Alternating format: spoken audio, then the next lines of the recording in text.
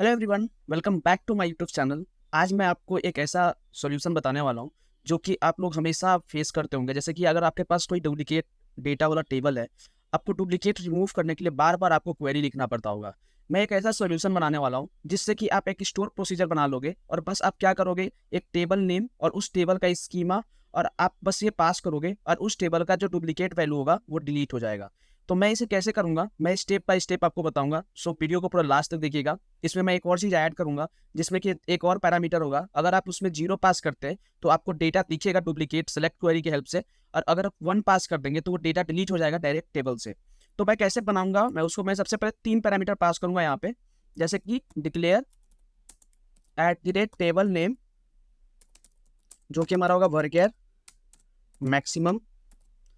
फिर मैं यहाँ लिखूंगा डिक्लेयर @टेबल स्कीमा, जो कि होगा हमारा वर्केयर, और मैं इसको लिखूंगा भी मैक्सिमम क्योंकि मुझे नहीं पता स्कीमा कितना है। सो मैं यहाँ पे मैक्सिमम लिख चल रहा हूँ। मेरे पास जो स्कीमा है टेबल में वो डीबीओ है, और मेरे पास जो टेबल है वो हमारे पास है कस्टमर। अगर मैं आपको दिखाऊँ इस टेबल को, तो मैं यहाँ पे रन करके टेबल दिखाता हूँ। टेबल में डेटा डुप्लीकेट है। Select star from customer. मैं इस टेबल में क्या किया हूँ, इस टेबल में मैंने डेटा डुप्लीकेट बना लिया है। जैसे आप देखोगे ID1 जो हमारा 10 रोज है ना, वो डुप्लीकेट है 2 बार। तो इसमें मैंने डुप्लीकेट वैल्यू ले लिया है। अब मैं यहाँ पे क्या करूँगा, सबसे पहले मैं ये करूँगा कि यहाँ पे जैसे मैंने टेबल नेम लिया और यहाँ पे एक स्कीमा लिया है, इसमें मैं सबसे पहले एक क्वेरी लिख के मैं आपको दिखाता हूँ कि डुप्लीकेट रिमूव कैसे करते हैं। तो डुप्लीकेट रिमूव करने के लिए सबसे पहले हम क्या करते हैं, सेलेक्ट स्टार फ्रॉम जो टेबल का नाम है कस्टमर। और हम सब जानते हैं कि हमें यहाँ पे रो नंबर यूज करना पड़ता है, और रो नंबर के साथ हमें क्या करना पड़ता है, यहाँ पे पार्टीशन बाय यूज करना पड़ता है। तो हम अगर पार्टीशन बाय यूज करते हैं तो ये कॉलम का आप नाम देखोगे जब, तो ये कॉलम में हमारे पास बहुत सारे कॉलम नेम है। तो इतने सारे कॉलम नेम पार्टीशन बाई में 1 बाई 1 करके डालना ये हमारा पॉसिबल नहीं हो पाता है। तो इसके लिए हम क्या करेंगे, ये जो पार्टीशन बाई है, हम यहाँ पे पार्टीशन बाई के साथ यहाँ पे हम लोग यहाँ पे एक ऐसा हम लोग डिक्लेयर करेंगे वेरिएबल, जिसमें कि कॉलम नेम क्या होगा वहाँ पे सेव हो जाएगा। किसी भी टेबल का कॉलम नेम सेव करने के लिए सबसे पहले मैं क्या करूँगा, यहाँ पे एक डिक्लेयर करूँगा, और डिक्लेयर में लिखूंगा कॉलम नेम। इसको भी मैं वर्केयर लूंगा और वर्केयर मैक्सिमम कर दूंगा इसको। और अब मैं इसको कैसे यहाँ से फाइंड करूंगा कि किसी टेबल का हम कॉलम नेम कैसे फाइंड करेंगे। तो इसके लिए मैं अगर यहाँ लिखूँ सेलेक्ट स्टार, जो यहाँ पे लिखूंगा सेलेक्ट स्टार फ्रॉम, अगर मैं यहाँ लिखूँ इन्फॉर्मेशन स्कीमा। इन्फॉर्मेशन स्कीमा एक ऐसा स्कीमा होता है सीक्वल में जिससे कि हमारा किसी भी डेटाबेस में सारे टेबल का डिटेल सेव होता है। अगर मैं यहाँ लिखूँ इन्फॉर्मेशन स्कीमा डॉट कॉलम्स, तो यहाँ पे आप देखोगे कि इसमें आपको सारे मतलब सारे टेबल के सारे कॉलम का नाम मिल जाएगा। जैसे आप देखोगे सेल्स डेटा हमारे पास टेबल है, इसमें ये सारे कॉलम्स है। यहाँ से ये देखोगे ये सारे हमारे कॉलम्स है। तो इसमें मैं क्या करूँगा, अपने टेबल फाइंड करने के लिए मैं यहाँ लिखूंगा वेयर, और यहाँ लिखूंगा टेबल अंडर स्कोर स्कीमा, जो कि हमारा स्कीमा है, जो कि हमारा इक्वल होगा, इक्वल टू हमारे स्कीमा से, जो टेबल स्कीमा वाले पैरामीटर है इससे इक्वल करूंगा। एंड और मैं इसमें टेबल नेम जो है टेबल अंडर स्कोर नेम, इसको मैं इक्वल करूंगा, मैं अपने टेबल नेम के साथ इक्वल करूंगा, जो कि हमारा है @टेबल नेम। मैं इसको यहाँ से इक्वल कर लूँगा यहाँ पे। अब मैं इसमें क्या करूँगा, इसको जब मैं रन करूँगा तो आप देखोगे कि मेरा जितना भी कॉलम का नाम होगा इस टेबल का वो हमें मिल जाएगा। लेकिन ये अभी इसलिए नहीं मिला क्योंकि मुझे यहाँ तक सेलेक्ट करके एग्जीक्यूट करना चाहिए। डिक्लेयर जब भी करते हैं तो सारे पैरामीटर को हम सेलेक्ट करते हैं, उसके बाद हम एग्जीक्यूट करते हैं। आप देखोगे इस टेबल में इतने सारे कॉलम्स हैं जो कि आपको यहाँ पे दिख रहे हैं। अब हमको क्या करना है, इसको हमें एक पैरामीटर में क्या करना है, सेव करना पड़ेगा। क्योंकि जब हम वैल्यू को सेव करना चाहते हैं तो यहाँ पे हम क्या करेंगे, सबसे पहले जो पैरामीटर मैंने यहाँ डिक्लेयर किया है कॉलम नेम, इसमें हम वैल्यू सेव करेंगे। इसके लिए हम यहाँ पे क्या करेंगे, स्ट्रिंग एग्रीगेट यूज करेंगे। स्ट्रिंग एग्रीगेट हमारे पास एक फंक्शन होता है जिसमें कि हम किसी भी कॉलम के वैल्यू को कॉमा सेपरेटेड या फिर किसी भी डेलिमिटेड से हम सेपरेट कर सकते हैं। तो हम यहाँ लिखेंगे कॉलम अंडर स्कोर नेम। अब इस अंडर स्कोर नेम के बाद क्या करेंगे, यहाँ पे कॉमा देके, और हम यहाँ पे कॉमा देंगे और ब्रैकेट क्लोज करेंगे। और जैसे ब्रैकेट क्लोज करके इसको रन करूंगा मैं, तो आप देखोगे कि इसमें सारे वैल्यू क्या होंगे, हमारे यहाँ पे कॉमा सेपरेटेड हो जाएंगे। फिर से मैंने वो गलती किया, पूरा हमें यहाँ से यहाँ तक पैरामीटर डिक्लेयर किया है तो रन करना पड़ेगा। अब मैं यहाँ पे देखोगे यहाँ पे कि सारे वैल्यूज़ क्या हो गए हमारे, ये सारे वैल्यू हमारे कॉमा सेपरेटेड हमें मिल गया। अब यहाँ देखोगे सारे वैल्यू हमें कॉमा सेपरेटेड में मिल गया, जो भी कॉलम का नाम था। अब ये मिल गया, अब इसको मैं क्या करता हूँ, इस पैरामीटर में इस वैल्यू को सेट कर लेता हूँ। अब इसमें सेट करने के लिए मैं इस पैरामीटर को यहाँ लिखूंगा और इक्वल टू कर दूंगा, जिससे कि इसमें सारे पैरामीटर का वैल्यू हमारा मिल जाएगा। अब हम जो पार्टीशन कर रहे हैं ना, इस पार्टीशन में हम यहाँ पे क्या करेंगे, हम यहाँ पे अब यूज करेंगे एक चीज़ का जो बहुत सारे लोग नहीं जानते होंगे शायद। तो मैं यहाँ पे एग्जीक्यूट फंक्शन का यूज करूँगा और यहाँ पे मैं क्या करूँगा, इसको सिंगल कोटेशन के अंदर लेके चलूँगा यहाँ तक। अब यहाँ पे सिंगल कोटेशन लगा दूंगा और इसके बाद मैं क्या करूँगा, यहाँ पे प्लस का सिंबल करूँगा और प्लस का सिंबल में जो भी कॉलम का नाम है उसको मैं यहाँ पे यूज कर लूँगा। इस कॉलम के नाम को मैं यहाँ पे यूज करूँगा प्लस में, और फिर मैं क्या करूँगा, ऑर्डर बाई लिखूँगा, ऑर्डर बाई। और मैं किसी पे ऑर्डर नहीं करना चाहता हूँ तो मैं यहाँ पे क्या करूँगा, यहाँ ब्रैकेट ओपन करके लिख दूंगा सेलेक्ट, नन लिख सकते हैं, सेलेक्ट वन लिख सकते हैं, तो मैं सेलेक्ट वन लिख के चल रहा हूँ और इसका नाम दे दूंगा मैं रो नंबर, रो नंबर। अब यहाँ पे रो नंबर लिखने के बाद आप देखोगे कि ये जो टेबल है हमारा, ये जो कॉलम, ये जो हमारा टेबल था यहाँ से select star from row number जो मैंने लिखा है यहाँ पे, तो यहाँ पे फ्रॉम कस्टमर आया। अब हम क्या करेंगे, इसमें ये हमारा अभी जो टेबल है, अगर मैं इसको यहाँ पे इसको रन करूँ, अभी पूरे इसको रन करूँ, तो आप देखोगे कि ये हमारा क्या होगा, एक रो नंबर के साथ हमारा यहाँ पे टेबल रन हो जाएगा। आप लास्ट कॉलम में देखोगे कि एक रो नंबर आपको मिल जाएगा। डुप्लीकेट वैल्यू के लिए 1 के जगह पे 2 मिलेगा, जो डुप्लीकेट होगा वो 1 से ग्रेटर देन होगा। तो अब आप यहाँ पे देखोगे कि 1 2 1 2 करके मिल रहा है। तो अब मैं इसमें एक चीज और करूंगा कि इसको सब क्वेरी में मैं ले लूंगा और मैं यहाँ लिखूंगा सेलेक्ट, यहाँ पे लिखूंगा सेलेक्ट स्टार फ्रॉम और यहाँ पे ब्रैकेट ओपन, और मैं यहाँ पे क्या करूंगा, फिर से select star from bracket open कर रहा हूँ और यहाँ पे ब्रैकेट क्लोज करूंगा और इसका एलियास दूंगा टी और यहाँ लिखूंगा where row number greater than 1। अब जैसे ही ग्रेटर देन 1 करके रन करूंगा अब इसको, तो आप देखोगे कि जो भी डुप्लीकेट वैल्यू होगा ना, सिर्फ वही आपको दिखेगा। 10 डुप्लीकेट वैल्यू है तो ये 10 डुप्लीकेट वैल्यू आपको दिख गया। अब जैसे कि मैंने आपको बोला है कि मैं यहाँ पे एक और पैरामीटर पास करूंगा, जिससे कि आप जब भी आप 0 पास करेंगे तो ये क्या करेगा, डिलीट करेगा। सॉरी, 0 पास करोगे तो वैल्यू दिखेगा और 1 पास करोगे तो डिलीट करेगा। तो मैं यहाँ लिखूंगा पैरामीटर में इज डिलीटेड इंटीजर और मैं इसको करूंगा इक्वल टू 0 करके रखूंगा अभी, क्योंकि मैं अभी डिलीट नहीं करूंगा। यहाँ पे मैं स्टोर प्रोसीजर क्रिएट करने के बाद डिलीट करूंगा। तो मैं अब यहाँ पे लिखूंगा if at the rate is deleted equal to 0। तो ये क्या करेगा, बिगिन होगा और बिगिन होने के बाद ये हमारा एग्जीक्यूट हो जाएगा, मतलब हमें वैल्यू दिखेगा, ये क्वेरी से वैल्यू दिखेगा, जो भी डुप्लीकेट वैल्यू है वो दिखेगा हमें। अब इसके बाद हम लिखेंगे एल्स में, मैं इसको हटा देता हूँ, यहाँ लिखेंगे एल्स और एल्स में मैं क्या करूँगा, यहाँ पे एल्स में यहाँ लिखूंगा एल्स बिगिन और इसके बाद मैं करूँगा इसको एंड। अब ये एल्स बिगिन में मैं क्या करूँगा, इसको ये जो क्वेरी है ना, इस क्वेरी को मैं फिर से कॉपी करूँगा और अब मैं सेलेक्ट स्टार के जगह पे क्या करूँगा, मैं CT ही यूज करके डुप्लीकेट डिलीट करूँगा। बहुत सारे लोग को अगर डुप्लीकेट डिलीट करना नहीं आता है तो वो आप इस क्वेरी को देख के सीखना।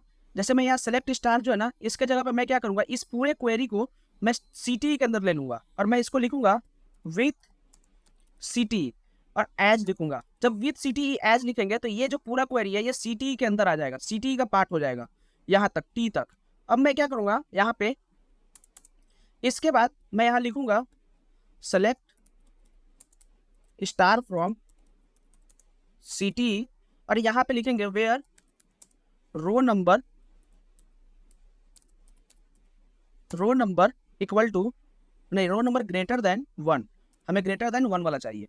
तो मैं यहाँ पे ग्रेटर देन 1 कर दूंगा और अब ये जो होगा, ये 0 वाला तो वैल्यू हमें दिख रहा है। जैसे मैं एक बार रन करता हूँ तो आपको 0 वाला वैल्यू दिखेगा, लेकिन अगर मैं 1 करूंगा यहाँ पे तो क्या हमें नीचे जो CT वाला है वो भी वैल्यू दिखेगा। तो मैं यहाँ रन करूंगा जब, तो यहाँ देखोगे आप कि यहाँ पे 1 वाला भी वैल्यू दिख रहा है, एल्स में जो 1 है इसका भी वैल्यू हमें यहाँ पे देखने को मिल रहा है।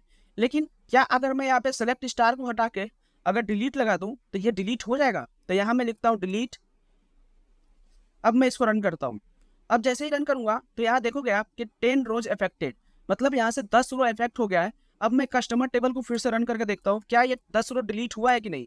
तो अगर मैं यहाँ लिखूँ सेलेक्ट स्टार फ्रॉम और यहाँ पे लिखूँ सेलेक्ट स्टार फ्रॉम कस्टमर, जो कस्टमर टेबल था वो कस्टमर लिखेंगे और इसको सेलेक्ट करके देखेंगे कि इसमें 10 रो डिलीट हुआ है कि नहीं। तो आप देख सकते हो इससे डुप्लीकेट हमारा डिलीट हो गया है। अब मेरा जो टास्क रहेगा अब ये रहेगा कि हम इसमें क्या करने वाले हैं, अब यहाँ पे हम लोग स्टोर प्रोसीजर बिल्ड करने वाले हैं इन 3 पैरामीटर का यूज करके। तो कभी भी स्टोर प्रोसीजर बिल्ड करने के लिए हम क्या करते हैं, हम लिखते हैं क्रिएट प्रोसीजर।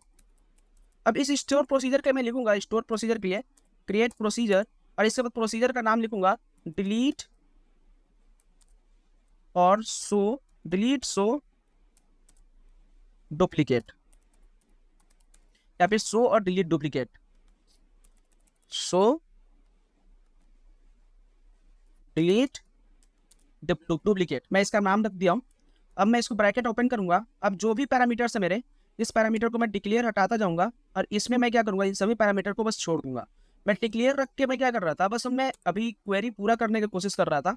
अब मैं डिक्लेयर को हटाता जाऊंगा और मैं यहाँ पे पैरामीटर पास करता जाऊंगा इस तरह से। और अब ये जो पैरामीटर होगा स्टोर प्रोसीजर का, वो हमारा पैरामीटर कहाँ से पास होगा, वो पैरामीटर हमारा पास होगा यहाँ पे जब हम एग्जीक्यूट करेंगे पैरामीटर को, तब ये पास होगा। तो जब आप देखोगे क्रिएट प्रोसीजर मैंने लिख दिया इन 3 पैरामीटर का यूज करके, और मैं लिखूंगा एज बिगिन, स्टोर प्रोसीजर को यहाँ से ओपन करेंगे और यहाँ एंड करेंगे लास्ट में, इसके लास्ट में क्या करेंगे, एंड करेंगे। अब मैं स्टोर प्रोसीजर को बिल्ड कर देता हूँ यहाँ से। अब स्टोर प्रोसीजर बिल्ड करने के बाद आप देखोगे स्टोर प्रोसीजर हमारा बिल्ड हो गया है। अभी जो हमारा टेबल था इसमें डेटा क्या हो गया, डुप्लीकेट हट चुका है। मैं फिर से क्या करता हूँ, इस लाइन को इंसर्ट कर दूंगा, तो ये जो टॉप 10 रोज है, एक बार पहले से डेटा हमारा होगा और इसको दोबारा जब रन कर देंगे तो इसमें डुप्लीकेट डेटा हो जाएगा। 10 रो अफेक्टेड, मतलब कि पहले से 10 रो था और 10 रो फिर मैंने डुप्लीकेट कर दिया, तो आप देखोगे कि इसमें हमारा डुप्लीकेट डेटा आ गया है। अब ये डुप्लीकेट डेटा हमारा आ गया है। अब हमारे पास 2 टेबल है जो कि डुप्लीकेट है, इसमें भी मैंने डुप्लीकेट बनाया है। आप देख सकते हो कि इसमें भी डुप्लीकेट डेटा है। 1 आईडी यहाँ पे 2 बार है, 3 आईडी जो है वो 2 बार है, तो इसको भी मैंने डुप्लीकेट बनाया है। अब मैं इन दोनों पे ट्रायल करूंगा। अब सबसे पहले मैं क्या करूंगा, कोई भी स्टोर प्रोसीजर रन करने के लिए, जैसे कि स्टोर प्रोसीजर का नाम पता होना चाहिए और पैरामीटर का सीक्वेंस पता होना चाहिए। तो मैं यहाँ पे क्या करूंगा, अभी जैसे मैं यहाँ आऊँगा, लिखूंगा एग्जीक्यूट पैरामीटर का नाम। अब मैं यहाँ पे क्या करूंगा, जो कि हमारा टेबल का नाम है उसका नाम दूंगा यहाँ पे। पहला टेबल का नाम जो होगा हमारा, अब मैं कस्टमर के ऊपर पहले नहीं करूंगा, जो एम्प्लॉय डेटा है इसके ऊपर करते हैं। अब मैं यहाँ पे क्या लिखूंगा, यहाँ लिखूंगा एम्प्लॉय डेटा, जो कि हमारा सेलेक्ट स्टार फ्रॉम, यहाँ पे क्या होगा, एम्प्लॉय डेटा होगा। और इसके बाद हम क्या करेंगे, अगर मैं यहाँ पे लिखूँ select star from employ data, जो मैंने लिखा है यहाँ पे, सॉरी कंट्रोल जेड, यहाँ लिखना था मुझे एम्प्लॉय डेटा। और इसके बाद मुझे यहाँ पे कॉमा देके इसका स्कीमा जो होगा वो डीबीओ होगा, डिफॉल्ट स्कीमा होगा, और यहाँ पे 0 करेंगे। और अब मैं यहाँ पे 0 करके एक बार डेटा देखना चाहता हूँ, इसलिए 0 पास किया हूँ। अब मैं रन करूँगा जब, तो यहाँ पे एक एरर आ रहा है कि यहाँ पे आईडी नेम और एज हमारा है ही नहीं, कॉलम यहाँ पे मैच नहीं किया। तो मैच नहीं किया, क्यों नहीं किया, अब मैं देखता हूँ अपने स्टोर प्रोसीजर में कि क्या गलती किया है मैंने।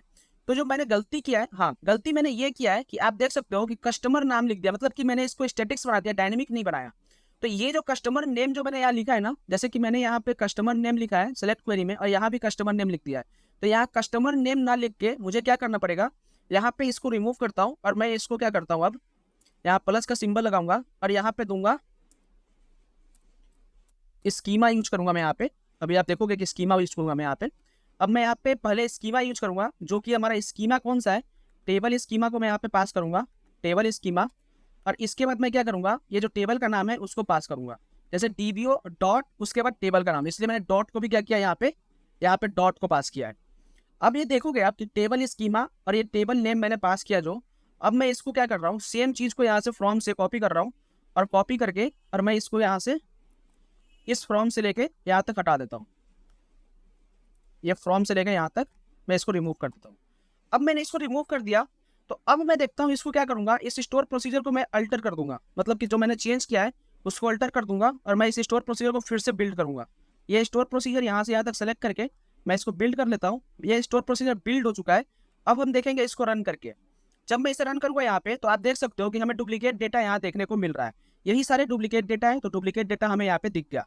अगर मैं यहाँ पे 1 कर दूंगा तो क्या होगा, अगर मैं यहाँ पे 1 कर दूंगा, उससे पहले मैं इसको आपको रन करके दिखाता हूँ कि अभी डेटा डुप्लीकेट है कि नहीं।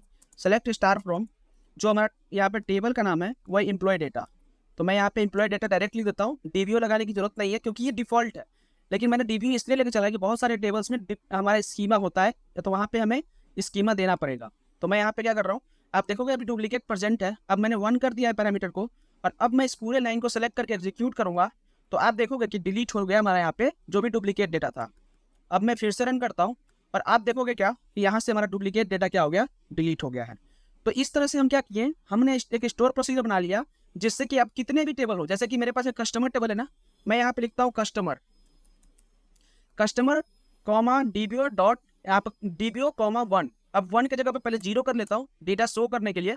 अब मैं इसको एग्जीक्यूट करता हूँ एक बार, तो आप देखोगे डेटा शो हो गया कि ये डेटा हमारा क्या है, डुप्लीकेट है।